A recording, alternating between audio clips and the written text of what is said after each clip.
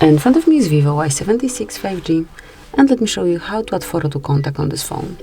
So at first, open your phone dealer, make sure to open contacts, and pick the contact that you would like to add your profile picture to. Click on Edit Contact, tap on camera icon, and now just pick the source that you would like to apply this from. It can be something from your gallery, or you can take a photo right now, if someone is standing right in front of you.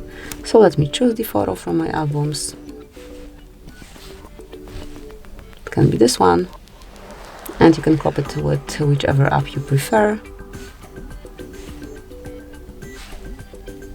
So now you can smoothly customize it. You can also rotate the picture if you want to, and then click on Save Copy. Tap on Save then. And as you can see from now on, this picture is applied to this contact, and obviously you can change it whenever you want to. So that would be all. This is it. Thank you for watching. Please subscribe our channel and leave the thumbs up.